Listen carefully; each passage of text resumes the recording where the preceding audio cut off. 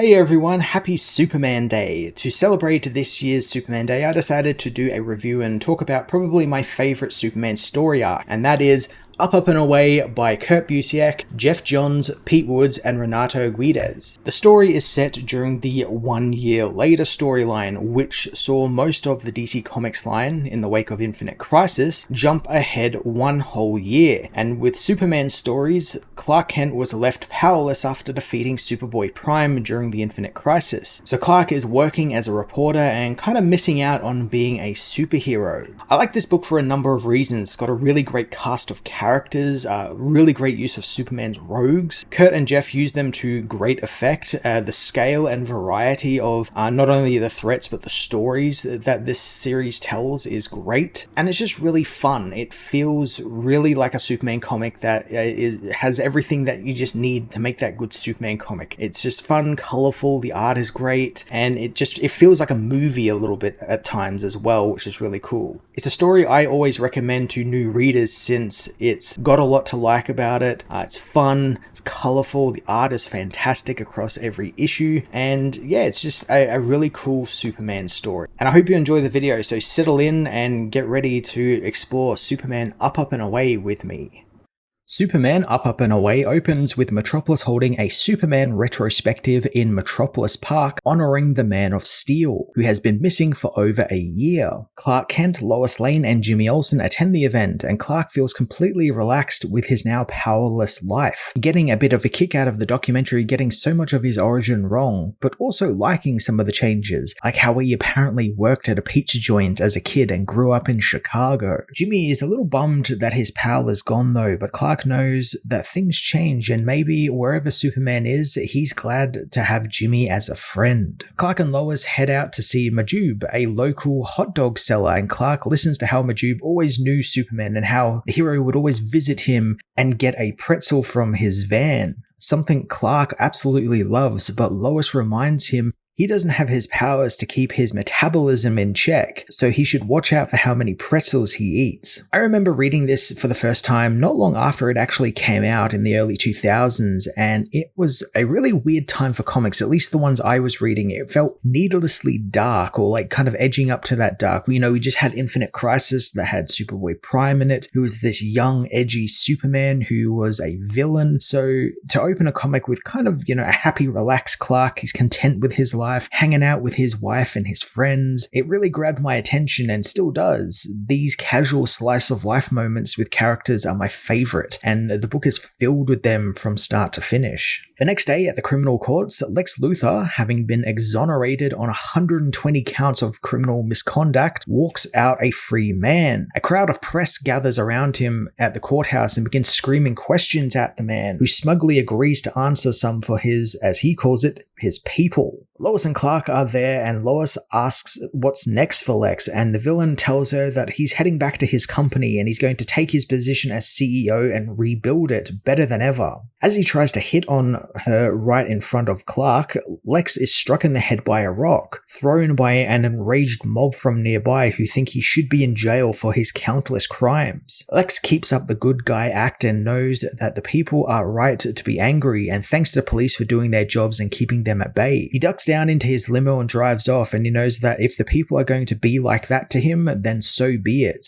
as he retrieves a Kryptonian sunstone crystal from his jacket, one with the word Doomsday stamped across it in Kryptonian. The Johns Busiek Lex from this run, and probably onwards until the end of the original DCU, is probably my favorite version of Lex. It is a mix of all of the iterations of Lex, the scientist, the businessman, and everything in between, and he's this smug, scheming arsehole, especially across this run. There's equal amounts of Warsuit Lex and the businessman suit Lex, and his development across this book and into the stuff that comes after it, like Last Sun, the Black Ring, Reign of Doomsday, all of that sort of stuff is just a generational run for Lex, and it's just all fantastic. I might have to do a video chronicling all of the last sort of stuff of the Superman books before the New 52 hit, because it just run after run and story after story were just so damn good. Later Later at the Daily Planet, Perry White compliments Clark on his recent journalistic endeavors, since thanks to not being Superman, Clark is able to focus all his time into journalism. Perry knows that Clark is busy with these Intergang exposés, but wants him to get some reactions to Lex being freed from prison, something Clark is all over and has already gotten half a dozen of them. A part I really enjoy in these early issues of this arc is the small Jimmy vignettes we get, in every couple of pages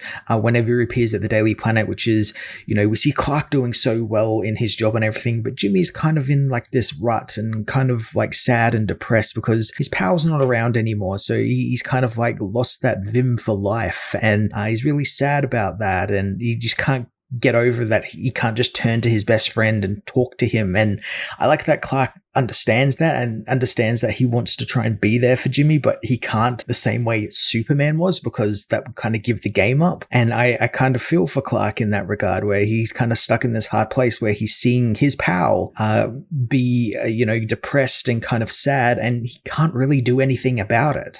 On his way out to interview the DA prosecutor in the case against Lex, Clark finds Lois in the elevator. Lois tells him about her most recent interview with a scientist named K. Russell Abernathy, who is attempting to turn kryptonite into a renewable energy source. Lois is still worried about the kryptonite, but Clark thinks that it would be a good idea for someone to finally come up with a good use for it. Across town in the Avenue of Tomorrow, Professor Abernathy's experiment with the kryptonite goes completely wrong, as thanks to one of his test monkeys getting loose, the kryptonite laser he's using in his experiment explodes, killing Abernathy's fellow scientists and turning him into the Kryptonite Man, who stumbles into the streets and rips open a liquid nitrogen truck, trying to quell the burning skin he has. So the Avenue of Tomorrow I kind of want to talk about a little bit because it's such a cool concept. It's like this place in Metropolis, because Metropolis is, the city of tomorrow. It's this avenue in Metropolis where Star Labs are, LexCorp has places, like all these different places in the DCU that are like science-based and technology-based are all there and have little labs in this one street. And it's just such a cool idea. And it was used a lot in the early 2000s. This story, we saw it in like the Ed McGuinness, Jeff Loeb stuff. Joe Kelly did some stuff with it, I believe, but it just kind of disappeared, and it sucks because Metropolis is, the city of tomorrow. It should be this grand, futuristic, Art Deco city, and it's kind of lost that a little bit. And stuff like this is what I really want to come back into comics, because it gives the city a character. It gives it so much more than just, a backdrop that artists have to, paint heroes fighting villains across. It gives it some character, and I think we've kind of lost that a little bit across most of the cities in the DCU in most recent comics. You get it here and there, but it just feels like it's just missing this big chunk of it, and the Avenue of Tomorrow was a big chunk of that for me. Across the street from Kryptonite Man's explosive debut, Clark just happened to be heading down the street when he appeared, so he helps an old woman get clear of the liquid nitrogen now flooding and freezing the street below. The Kryptonite Man is a severely underrated villain. There's been kind of a few of them over the years in different iterations, but this is the one I knew the best. It's such a simple Golden Age era type villain.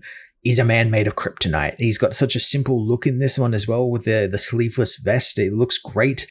The slight red-purple V he has on his chest that contrasts nicely with the green skin. It's just a fantastic looking villain, so simple. Clark finds a quiet place to activate his signal watch as Kryptonite Man begins to get a handle on his powers, finding that he can sense primordial radioactive power inside the Earth and inside people. Power he wants. Supergirl answers the signal watch call, battling Kryptonite Man across the Avenue of Tomorrow as she learns that he's made completely out of kryptonite, which means she can be hurt by him. As she battles the villain and saves some people, Clark watches over her proudly, happy that Kara is tending to the people and dealing with the villain in a very smart way. Supergirl blasts the villain into the back of a lead-lined garbage truck, melting the lead metal around the villain and trapping him there, stopping his rampage and negating the effects of the kryptonite radiation on her. As Supergirl carts Kryptonite Man off to the SCU, Clark is grabbed by two goons, who take him to see Lex. Lex is not happy about the articles Clark has written about him over the years, since thanks to them, his company doesn't want him back as CEO, as he is damaging their public image. Lex threatens Clark, but Clark doesn't care, since he knows that Lex did this to himself and he's just digging his hole deeper. Lex then decides to threaten Lois, knowing that he wouldn't actually kill her since he likes her too much. Instead, he might take an arm or an eye.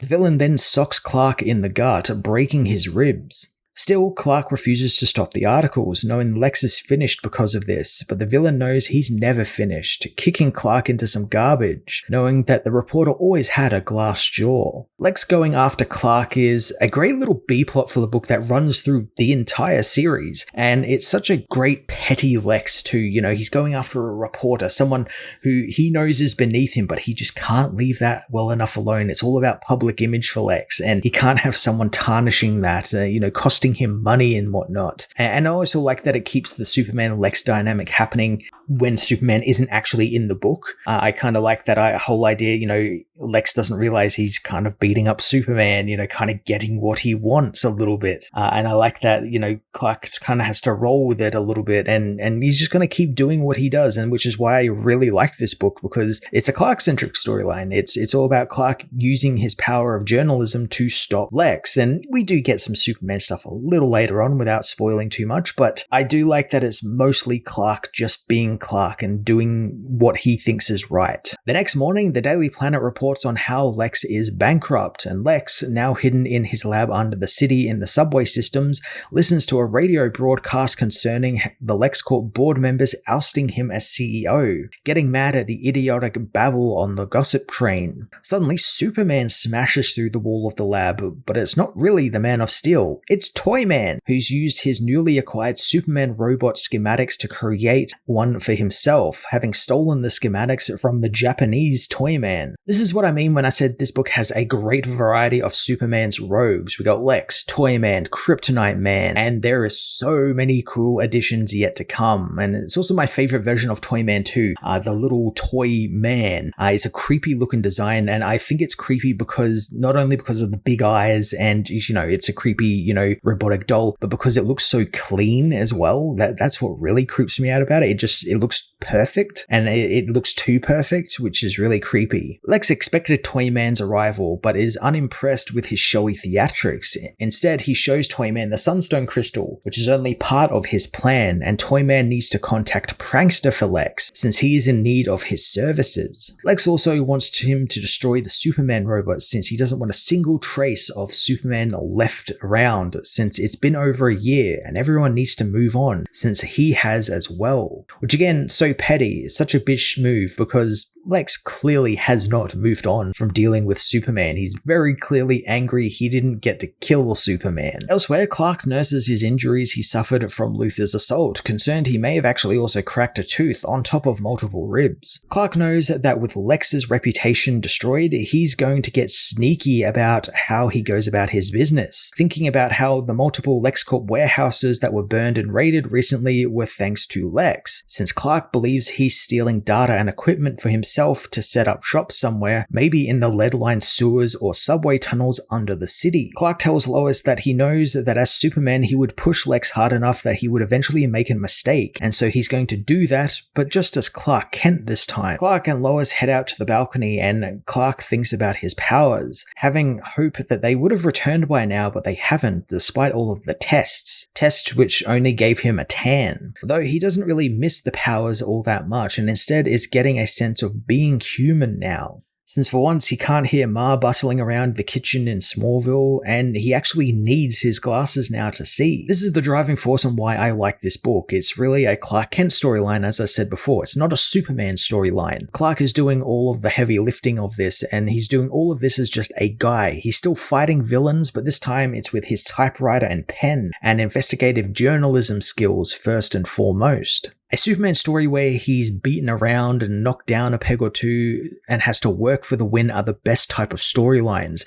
Having him just kind of blow in, sort everything out in an instant, he can't be hurt by the villain or anything like that, that's boring. And this story is really running Clark through the gamut of stuff that he can do as just a guy, and he's proving to himself and others that he can just be a hero in that regard. Later on, Clark goes to Metro Square and enters a subway station, following up on a lead of heavy machinery being moved around there discreetly. As he investigates the tunnels, he's talking with someone on his phone, telling them about where he is and what he's doing. He begins losing the signal on the phone as he arrives at track 13, knowing there is no track 13. Upon investigating the track, he finds a hidden doorway, and sneaking into it, he finds goons outfitting themselves with LexCorp warsuits, planning on taking them to Intergang as a way of getting into the criminal organization. Clark's phone suddenly goes off, alerting the goons to his presence, and they come for him, blasting open the walls to pursue Clark. In the explosion, Clark is hit by some shrapnel as he runs away, calling the person on the phone again and hoping they are nearby. Luckily they are, as Green Lantern and Hawkgirl, whom Clark has been in contact with this entire time, arrive to give him a hand. The other heroes getting to join in on the story is honestly really cool. Clark is up for a team up, he needs people who actually have powers because he's going to be dealing with superpowered criminals and the like. So he knows he needs some backup. He's not like Batman where, he'll just do it himself. And I also really like in that regard, it's not, a Bat family member. It wouldn't be Batman because he was dealing with some stuff post Infinite Crisis,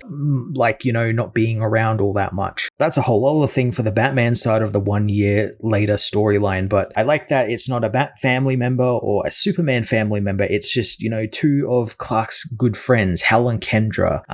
Johns loves both those characters, so it makes sense for them to be here as well. Clark guides the heroes on how to deal with the warsuits properly and stop the men, but a train soon barrels down the subway track the fight has spilled out onto. Clark races to stop one of the warsuit-equipped men from blowing up the train, tackling him down onto the ground. As Green Lantern bundles them all up and Hawkgirl grabs Clark and gets them out of the way of the train just in time. Clark gets a great feeling from the people cheering the heroes on and from Kendra actually complimenting him for saving everyone on the train car, something that Clark finds that he has actually missed up until now. Meanwhile, Lex goes to the Superman memorial statue in Centennial Park, where he meets with Metallo, who is outfitted with a brand new cloned body and new kryptonite heart. There's a great line here where, Lex is looking over this statue and, the Superboy statue is there too because Superboy sacrificed himself as well. And I like that John's got like a comment there where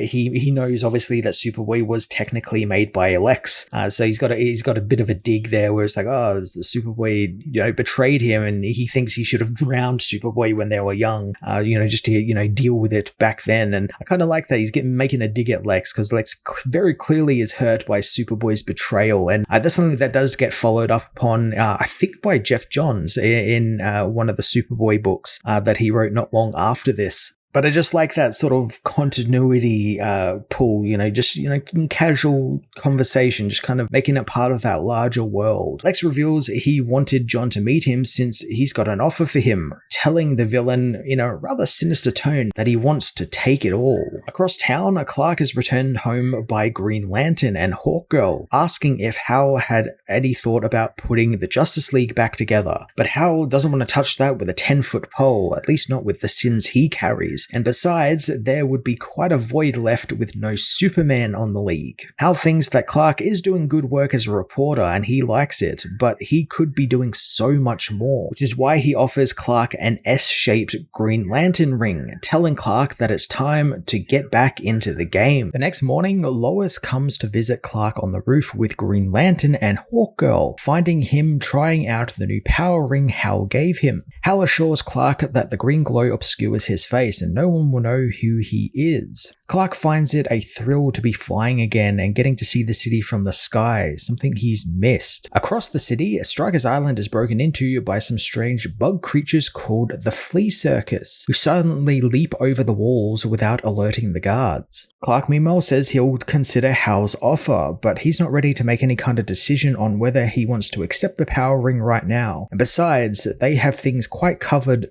well as it is. I think a lesser group of writers would have had Clark take the ring and kind of use it for 1 or 2 issues before deciding, it's not for him, he needs to give up on that. But I love the restraint shown here not to do that and to instead just have Clark just not be bothered by it.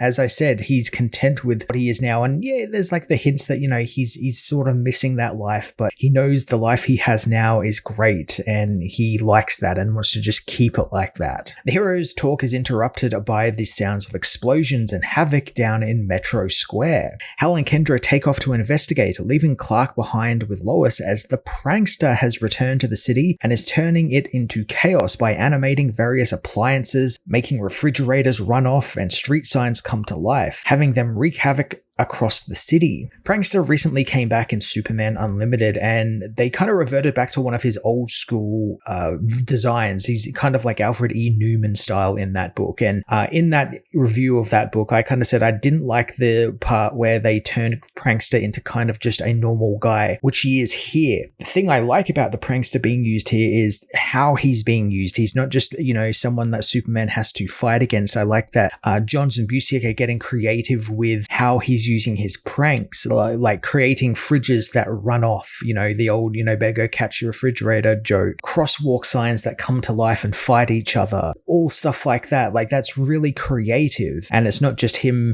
strapping a bomb to someone and, giving Superman, a joke to solve or something like that. So I really like that aspect of this version of Prankster. Green Lantern and Hawkgirl try and stop the threats, but find themselves outgunned by the giant crosswalk stick figures. As all of Metropolis is focused on Prankster's antics, the Flea Circus kill their way through the prison, drinking the blood of the guards before breaking the Kryptonite Man out of prison. Prankster meanwhile laughs with glee over the hero struggling to keep his pranks at bay, wondering if he should activate the aggressor drugs he put into sugar packets across all delis in the city, thinking that it's a great play on the old salt in the sugar gag. Lois and Clark meanwhile are covering the rampage as reporters, with Clark getting frustrated his Palm Pilot won't connect to the Daily Planet. As Lois tries to get it sorted for him, he thinks about Prankster and why he's doing this, since it doesn't appear to have any sort of motive behind it. He's not trying to break into a bank or steal something. He's just causing a distraction. Lex meanwhile has Toyman and Metallo meet him in his lab, and Metallo just wants to know what the plan is and how much he's going to get paid. And Lex talks about the Sunstone Crystal, as well as how Metallo's kryptonite heart will be needed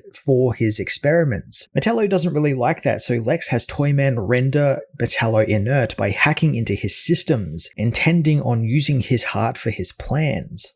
Kryptonite being a big part of Lex's plan, again, is pretty part and parcel at this point. It wasn't really a Lex Luthor plan without Kryptonite. I also think the story, because of the time it came out in 2006, it was around the same time Superman Returns came out, which had Lex with the Kryptonite and the Sunstone and, the real estate plot and everything. So there's a bit of synergy going on there with who they're using as the main villains.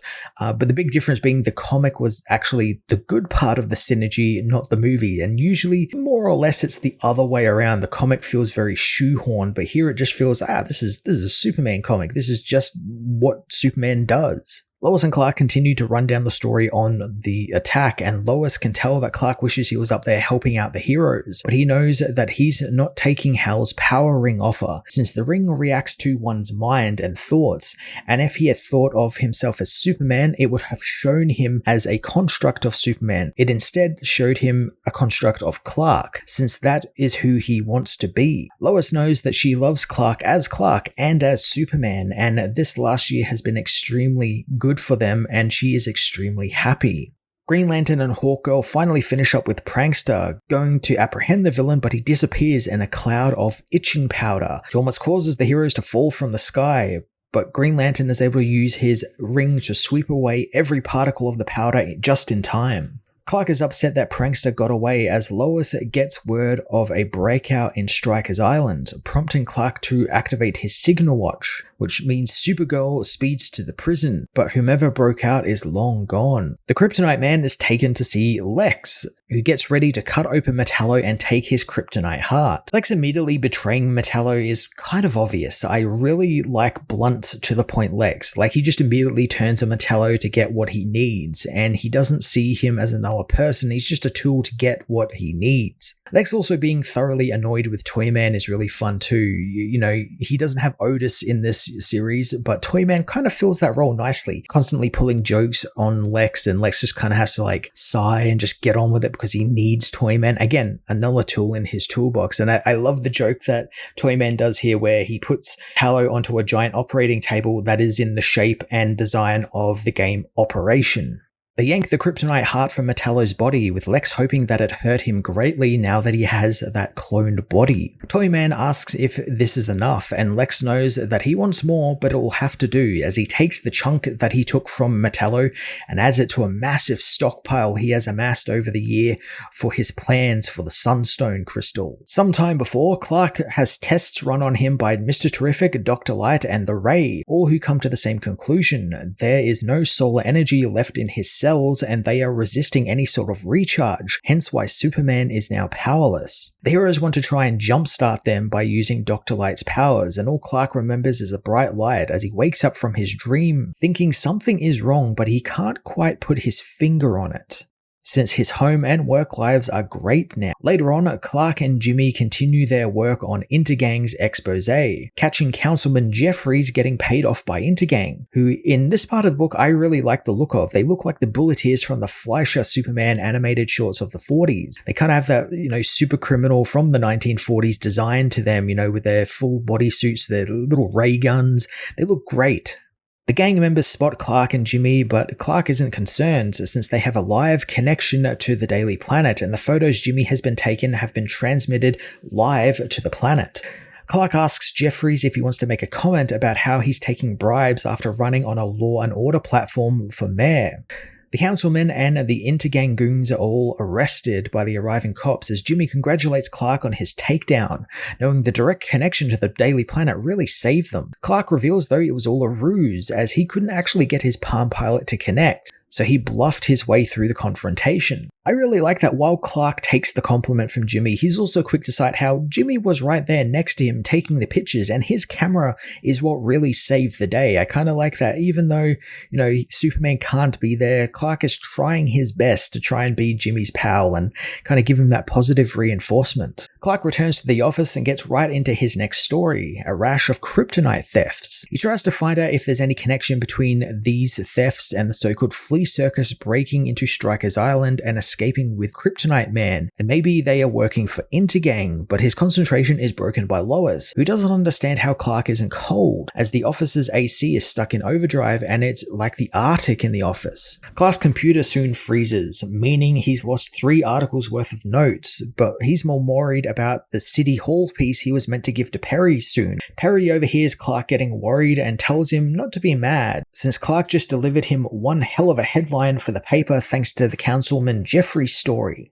The bullpen erupts into cheers for Clark, which he isn't used to at work, and wants to just get back to working on his story about the kryptonite thefts, knowing that Lex has up and vanished too, prompting Clark to wonder what he's up to. What Lex is up to is torturing Kryptonite Man, using him as a type of focusing laser as he feeds all of the kryptonite he's stolen over the last year into Kryptonite Man, whose eye lasers focus it into the K cannon, which then fires into the Sunstone crystal, imbuing it with energy. Of course, Lex can't help but gloat over Abernathy, citing how he could have done so much more with his discoveries than make himself into a radioactive freak. Lex tells Abernathy that he's focusing the kryptonite through him since his power intensifies its radioactivity, making it even more dangerous. Like I said, I believe the Lex plot was a little bit of Superman Returns synergy, but at least Johns and Busiek are making it more interesting. It's not about real estate or land. Lex just wants to kind of rule the world with kryptonite, and it's a power source he knows really well, and his nose is capable of delivering that for him, which is why he's using it. Clark and Lois, meanwhile, head for the monster truck rally, which Lois really loves, and I believe is something lifted from Smallville. I believe the Smallville Lois Lane loved monster trucks as well. Clark, however, doesn't really care for it and is just reading a good book, not minding the noise, and is actually finding it rather interesting to hear how many new ways he is learning to say broken car. Lois knows this isn't really his scene, so he's free to leave, and Clark says he'll meet with her for dinner later on. However, he still feels that he's abandoning Lois. On his way through the city, Clark suddenly remembers Jimmy, having forgot to call him to set up a day out at the park for them both. Before he can call though, Clark is attacked by the villains Neutron and Radion, who are there on behalf of Intergang. Now these two villains are kind of deep-cut Superman rogues. They barely exist now in comics. Like, I can't remember the last time they were used. I want to say Neutron was used in the New 52 at some point, and in like the Justice League book or something. But for Radion, I don't think he's been used in quite a while. So seeing these guys in this book is quite cool. I kind of like that. Again, Busiek and Johns are kind of showing their, knowledge of Ball by using two villains who are just, nothing villains nowadays. But, back in the day, they're like, we'll just call on these two guys to rough up Clark Kent a little bit. Clark flees down the street as Neutron tells him that Intergang want him to hurt, so he's going to burn off his skin one layer at a time. Clark presses his signal watch, but it doesn't work somehow, and neither does his phone, as he dodges a van thrown by Radion. As he escapes, Clark can't help but feel that Intergang's attack and Kryptonite Man being freed are not related now, since why wouldn't they send Kryptonite Man with two other radioactive-based villains to kill him? Lex Luthor and Toyman, meanwhile, keep pushing Kryptonite Man to his limits, funneling the kryptonite down through him and then into the Sunstone. Lex reveals what this is all about now, as he wants to use the Sunstone crystal to awaken an ancient Kryptonian warship that crash-landed in Texas in 1938. And with it, he intends on destroying Metropolis and taking over the world. Thanks to activating the Sunstone with the kryptonite, the ship begins moving out from the ground in Texas and over towards Metropolis. As I said before, I really like Lex is using kryptonite and Kryptonian technology in a plot that now does not focus on real estate. It's actually quite refreshing, and I like that Lex, who just wants to destroy everything because he had everything taken from him, and if he doesn't have anything, no one gets anything. It's real petty child shit, and I really love it. Clark, meanwhile, is hit by one of Neutron's radioactive blasts, burning his arm. Adrenaline drives him to keep running, but he soon finds himself at one of the light rail platforms, which is filled with people.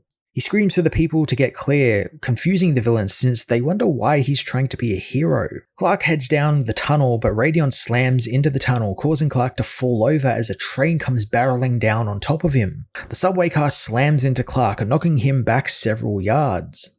The train comes to a screeching halt and Clark is buried in the rubble, and Neutron and Radion, satisfied that Clark is dead, leave before the cops arrive, and as they disappear, Clark wakes up, finding he's got a pounding headache and every part of his body aches, but he's alive, and from the looks of the hand-shaped dent in front of the subway train, Clark's powers are beginning to return. Revealing Clark has his powers back or is starting to get them back in such a casual, small way feels just right. I'm glad it wasn't some, giant big set piece, he begins flying during the fight or something, or, heat vision kicks in, something like that. I also really like how Johns and Busiek slowly drip-fed his powers coming back, like Clark couldn't feel the cold when the AC was broken in his office or anything like that because, Superman wouldn't feel that cold. I also want to say the phones and like his Palm Pilot and stuff not working around him is also kind of related, like maybe that's like that protective field that he usually has around him sort of disrupting it somehow, like it's on the fritz, and that's why it's all around him, but I guess maybe we'll find out if that is the case a little later on. But I really like this reveal, the handprint on the metal, the realization in Clark's face, it's all sold so well. Later on, Clark decides to test his returning powers, leaping over a tall building in not really a single bound, as he comes crashing down on the rooftop above, citing how he needs some practice. Heading back home, Clark grabs a coffee, and as Lois gets up, she spots his hands on the still-on burner, something Clark never noticed because his powers are back, so he never burned his hand. Lois knows this means his powers are coming back, and Lois tries to find a logical way how they could have returned. Clark thinks it's just as simple as maybe he just let them come back. He knows that they were both happy with how their lives were when he didn't have powers, and Clark begins thinking that this could jeopardize that, but Lois doesn't want to hear it, heading for the closet to retrieve his Superman suit, telling Clark to go and get him. See, again, I think a lesser set of writers would, especially given the edgy time this was going on at DC, or the post-edgy time this was going on at DC, they would have done some drama here where, Lois got mad or something, or, just didn't want that taken away from her, didn't want that life she had with Clark taken away from her, and get a little jealous or something. I can see where like a lesser writer would do that for some drama for the sake of it. But I love that Johns and Busiek aren't wired like that, and they are full of the hope core Superman and Lois supporting each other and having a healthy relationship. So at this point, I also want to point out Pete Woods' Superman suit. It's, as classic a Superman suit as you can get, very simple, but the way he does the S and how it's this kind of separate piece from the shirt, it's embossed, it looks raised, it looks like it has a little weight to it, like it's made from a thick rubber or even metal, it has like a sheen to it. It's never looked as good as it does when Pete does it. Like, he is just, I think to me, the best person to ever draw Superman in this type of costume. He just looks fantastic. There's a weight to it. It looks realistic. It just looks fantastic. Clark suits up and hears a few sirens out in Bakerline, and he knows his powers aren't fully back, so he can't see what's going on, but Lois tells him to go, so Superman goes. While he leaps across the city, Lois explains to Clark via his super hearing that while she liked having him all to herself for a year, she is behind him all of the way as Superman. Across town at the Daily Planet, the Puzzler attacks the bullpen, looking for Clark Kent as Intergang wants him dead, and she's going to succeed where Neuron and Radon failed. Puzzler, another obscure Superman villain, is a great pull. Again, more interesting creative villains for Superman to deal with that we don't get nowadays. Usually it's just, a big threat he can punch to death or, fight to a standstill, a big physical villain. And I like that Puzzler is a physical villain, but not in the sense that we know. Like, she's very strange. Her powers are very strange. She can break her body into puzzle pieces, and she's obsessed with fame and fortune and stuff like that. Very interesting villain that we haven't seen for a while, and one I'd like to see come back. Superman appears outside the window and baits the Puzzler into attacking him, making sure that he takes the fight out of the building and away from the people. Superman has some trouble with the villain as she can break her body apart into puzzle pieces every time he punches her, before reforming her body completely somewhere else.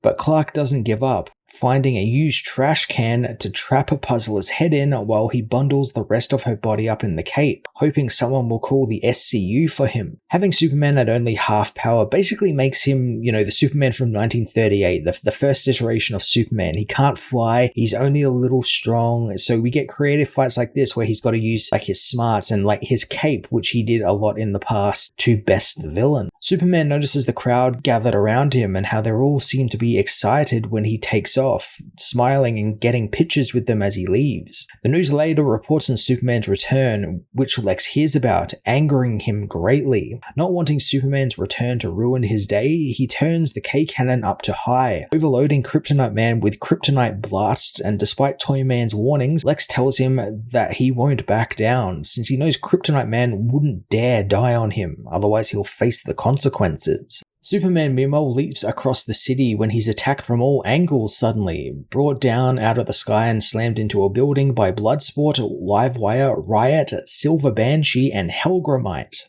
all who have been hired by Intergang to go after Clark, but once they saw Superman was back and knowing that his bounty is higher, they decided to take him down first. This is the final lot of Superman rogues to join the book, and it's a fantastic group. I really like all of these villains, and all of their powers are so different from each other and interesting, and alone they wouldn't really be a problem for Superman, but when he's low powered like this and still trying to figure out what's going on with him, they kind of give him a run for his money. The villains attack and Jimmy races down to the battle to get pictures for Perry, who tells him to get the story but not get killed in the process. Superman's powers begin coming back more and more as he fights on and begins giving the villains a run for their money. Bloodsport notices Jimmy arriving though, targeting Superman's power with his gun. As Superman takes down Silver Banshee with a throat punch and gives Livewire a bath in Hobbs Bay, Bloodsport shoots at Jimmy and Clark overhears the gunshot, and with his speed now back, Superman proves he is now faster than a speeding bullet again as he catches the bullet just before it hits Jimmy, protecting his friend from the villains. After saving his pal from certain death, Clark thinks about how he got to this point, from his battle alongside the Earth 2 Superman against Superboy Prime, to the aftermath, where the best minds on Earth tried to help save him and get his powers back, but found they were completely gone. Clark wouldn't rest until it was solved, returning to Metropolis and to Lois, where all he wanted to do was just rest for the moment. In the present though, Clark knows his powers are back, and he tells Bloodsport, Silver Banshee, and Riot to stand down, attacking them as they come for the hero. As they attack, something strange happens to Clark, and his mind is flooded with memories, sensations, and data as his super senses come back online fully, except overpowered. The way this is visually represented here, with Clark being flooded with the memories of his youth and of Lois and of the villains, is such a cool idea. Super senses can be a hard thing to visualize, they're definitely a more movie or TV friendly power where you have the moving image. But the shot of it all flooding into Superman's head as he battles the villains, and coupled with the writing explaining the power, being overwhelming, it's done really well. Thanks to his senses coming back, Clark is able to take in all of the surroundings as Livewire, still soaked in water, returns. And thanks to that, Clark gets an idea. Clark punches Bloodsport as he fires off his energy weapon, and the hit makes him miss his shot, with the blast hitting Silver Banshee instead and knocking her back into Livewire, taking all three villains out in an instant. To deal with Riot, Superman creates a vortex around him, sucking all of the air from his lungs and knocking him out. Despite the villains going down for the count very easily and the people cheering, Clark is still worried, opting to fly off before Jimmy can get a photo of him. Clark heads back to the Daily Planet and fills Lois in on what happened and how his mind has always worked fast, but it's never been this fast and precise before. He believes the shock of his powers returning gave him some type of boost to his brain function as well. Clark being scared by all of this is really interesting, since it seems like a good thing. He's got a bit more power, but it also worries him because it's like, okay, well, what else has gone wrong? What else is going to happen? This is something he has to work through and kind of understand. So he's kind of learning the power all over again. He calls a meeting and wants all hands on deck for Superman's big return, and Clark, though, is distracted by his super senses again as he tracks the villains being taken in by the SCU to strikers, realizing he can recall every small detail, like the guards who went there and how he went to college with some of them, and so much more. Clark is quick to excuse himself, speeding off down the stairwell and into the skies above Metropolis, where he is overcome by something he had gotten used to over the years, but now that it's returning, it's even worse than before, and he's got to get used to it all over again. He blocks the voices out for a moment to center himself, trying to figure out how the powers came back willingly, or if he maybe even suppressed them until now. He calms himself and brings back the voices, heading down into the city, as below, Lois and Jimmy are given a tip to head out into the street since something big is about to happen. And they sure do find out something big is about to happen as the giant crystals begin erupting out of the ground around the city. Superman saves a woman falling from a building as he learns he can hear the crystals, hearing their harmonic hum. Lois meanwhile covers for Clark, telling Perry he got a stomach issue, which is why he disappeared on them. But Perry is still disappointed, since Clark has been quite dependable and steady over the last year, and they need him right now. I like that Clark overhears this conversation, and he really hates it. He hates doing that to his wife, knowing that she has to kind of lie to people about what he's doing. But he knows that comes with the job as being Superman, he knows it has to happen. And it's also now something he has to kind of relearn because he spent a long time without having to do that. Lex meanwhile explains to the confused Toyman that the crystals are the ship they summoned with the Sunstone, it now reconfiguring into its attack form. Lex is quite excited since it can be so much more than just a simple alien spacecraft. Crystals burst through the floor of the lab and open a cockpit, which Lex gets into, getting ready to pilot his new war machine. Toyman is only interested in his payment, and Lex is actually good on his word with it, telling him that his inventor, Winslow Schlott, is ready to be given to him and will be delivered to a location of his choice. Superman meanwhile saves more people and gets as many out from under the ship as he can as it rises up through the streets and into the air above Metropolis, where Superman looks to confront Lex for the final showdown. The crystal Kryptonian tech has been in the comics for a while now, but thanks to Infinite Crisis, we also started seeing a lot more of it. And then, a couple of years after this story, Johns did Secret Origin, which really cemented the Donna version of Krypton and its tech as the kind of go-to for Kryptonian technology and design. And this is kind of the tidbits we got before all of that, because Johns was writing a lot of the Superman stuff. He wrote this, Last Sun, some of the new Krypton stuff, Superman Brainiac, all kind of leading up into Secret Origin. So this is kind of little tidbits of that. And I love this style of Superman technology. I love all of the crystals and stuff. And I like that they also kind of split the difference where they have the crystal stuff, but then they also have, computer banks and, actual monitors and stuff like alien technology that's more traditional alien technology.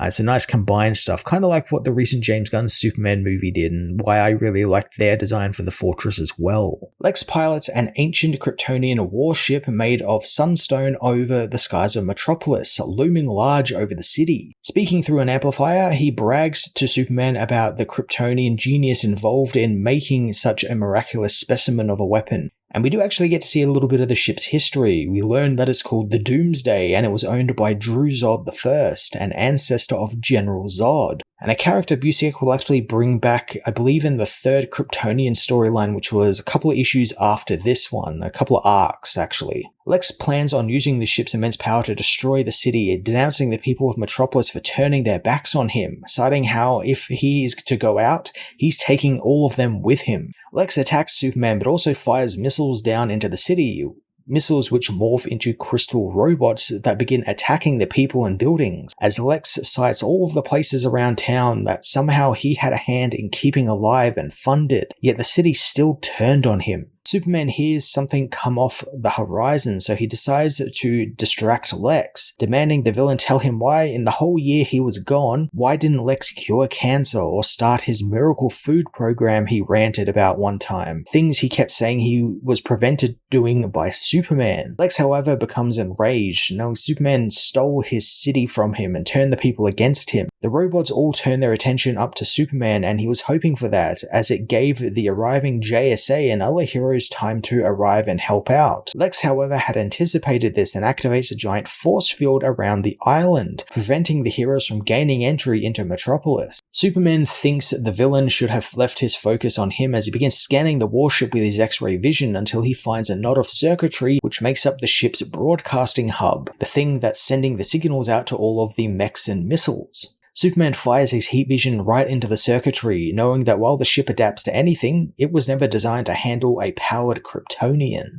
Superman pours on the heat vision and blasts right through the ship, destroying its broadcasting hub. How Superman uses his new sensors, using them to, take apart villains really precisely, is a really neat idea. It's so much better than, he's just using them to focus on like punching or hitting the villain hard enough so that they just go down. And we also got a kind of nice evolution of it, first with the Intergang villains and working out each way to take them out with one hit, and now Lex with the Kryptonian tech. He's worked out how the technology works and how he can dismantle it. Lex, however, thinks that this was just a minor setback since his ship was once used to destroy whole planets and can stand up to one Kryptonian. Superman begins taking the ship apart, but Lex activates the kryptonite reactor, turning the entire ship green and blasting Superman with a concentrated beam. Superman is knocked around the streets until Jimmy comes to his rescue, using a garbage can lid to protect him from the radiation. Superman, however, tries to warn Jimmy that while the radiation doesn't hurt humans as fast as Kryptonians, the heat will, as Jimmy's arm is burned by the heat from the radiation blast. But the save gave Superman a moment to catch his breath and repower himself, and he is able to get Jimmy to a nearby ambulance in a second, thanking his power for the help.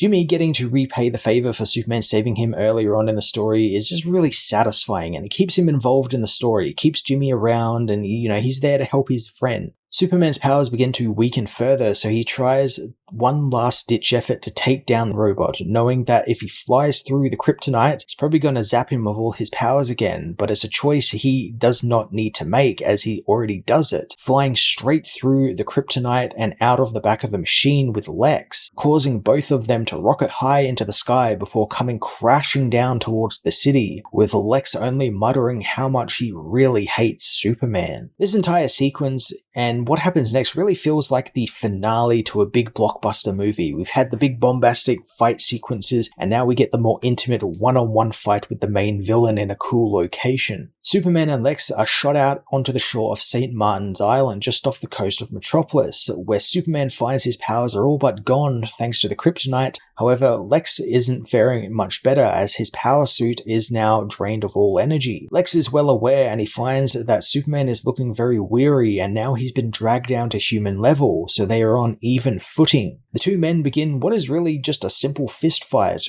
which is a cool way to round out the story, something very simple. Lex screams about how Superman took his city away from him with his flashy suit and powers. But Superman knows that he doesn't own the city and neither does Lex, and no one does actually, and any respect has to be earned, something which he has done over the years. Superman knows he'll always be there to stop Lex, be it with powers or without, as he delivers one final blow to Lex, knocking him out cold. Sometime later, Superman wakes up as EMTs work on him, but his powers begin coming back. The men tell him that Lex has been carted off to Stryker's Island as Superman gets up, flying back home through the city of cheering people to Lois, telling his wife that he'll always come back to her. The very next day, Metropolis is back to business as usual and the ship is taken by the government, with Lex's lawyers claiming that it was actually mind-controlling him to do all of this, and some of the people of Metropolis seem to be buying into that story. At the Daily Planet, Clark gets a package from Ma and Pa Kent, with many thinking it to be cookies or other baked treats. Instead, it's a typewriter, since Clark had mentioned to Ma that his powers were disrupting electronics, so she thought he could use this. The bullpen begin making fun of him, but Clark doesn't care, but what he does care about is Perry screaming his name from across the bullpen,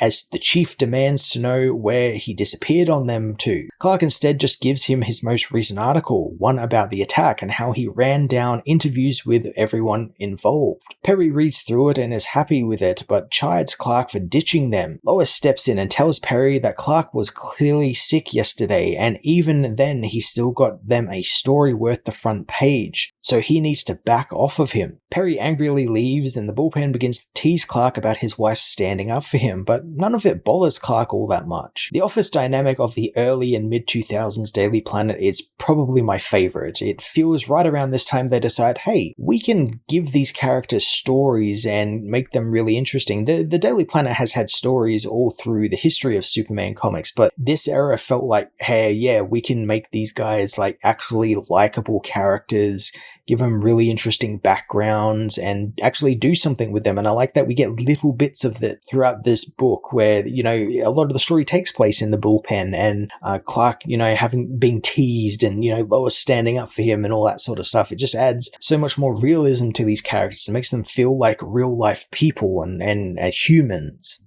Jimmy tells Clark not to let the other people get on his nerves, and Clark hopes that he heals up quickly. Jimmy, however, is hoping to thank Superman for helping him, and Clark knows he might actually be able to help with that, as sometime later, Superman helps rebuild a destroyed neighborhood, meeting with Jimmy, who he takes to a nearby rooftop so they can talk better in private. Jimmy is quick to reveal that he found the sunstone crystal Lex was using, thinking Superman should have it instead of the government. Clark thanks him for his assistance against Lex and gives his friend back his signal watch, which brightens Jimmy's day up quite a fair bit. Jimmy is glad that his power is back, but their reunion is cut short by Dr. Virus, who unleashes Cryptococcus, the Omni-Germ, on the city, claiming he's doing all of this in order to trap Superman and take him to Intergang. Superman, though, easily destroys Omni-Germ, burning it away with heat vision, since germs and diseases don't really like the heat. Dr. Virus cowers in a corner, claiming Intergang put him up to it. I love these kind of one-off villains. I don't believe Dr. Virus appeared anywhere else. I might have been, but I can't really remember him. But I just like that he's just like kind of here as the tag at the end. Superman's, fighting this, mad scientists. Everything's kind of back to normal. It's the big sign that Clark gets that everything's kind of returning to normal. His power's back. He's Superman again. Mad scientists are running rampant through the city. There's chaos everywhere. He's got to stop everything. It's all back to what he used to know. As he meets and greets with some people after taking Dr. Virus to prison, he overhears a news broadcast that reveals that Lex actually broke out of prison during his fight, teleporting away to some unknown location. People know whatever Superman has heard, Superman will kick its butt. As he goes to leave the Avenue of Tomorrow, Majub stops Superman, offering him a tasty treat for thanks for what he did for them. Later on, Superman flies to the North Polar ice cap, taking out the Sunstone Crystal and activating it with his mind, tossing it into the ice and forming the Fortress of Solitude. The new Fortress of Solitude, that is. With Clark knowing the one in the Amazon is damaged and he needs a new one, and perhaps maybe he'll have a couple scattered around the world. The birth of the new fortress is the final thing this book kind of brings into Superman's history that is still done to this day. He's had fortresses before, but this is the one that kind of stuck. The fortress has been this way since basically this issue, with the only exception kind of being the New 52, but then even then he still got it in the end. It's also a nice end cap to the story. The thing that Superman saw hurt him and others now provides sanctuary and security for him and his people's history. As he watches the fortress grow, he pulls Majub's pretzel from his cape, enjoying the treat as he knows that his powers are back and his senses have all been changed and enhanced. But some things you never lose, and it's about enjoying the little things. So that was Up, Up and Away. I really hope me breaking it down, talking about it, made people understand why I love the story so much. It's got a bit of everything for everyone. It's a pretty brisk read, it's a load of fun, it's got action, intrigue, drama, it's humor, it's got everything in it, and that's why I love it. It's also just a damn good Superman story. It's just, Kurt Busiek and Jeff Johns firing on all cylinders. They understand the characters so well, and it's just a fun read. If people really like this video, I might consider doing the follow-up story Back in Action and maybe even dive into the big new Krypton saga, but that's quite the undertaking, so people have to tell me by watching the video, getting it, up in numbers and subscribing. If you guys do that, I probably will consider doing the new Krypton saga. It's quite long, but it's also really cool. It's a really interesting time in Superman comics that I feel is seldom explored nowadays, and I'd like to dive into that with you guys. But until then, I hope you enjoyed this video, and happy Superman Day.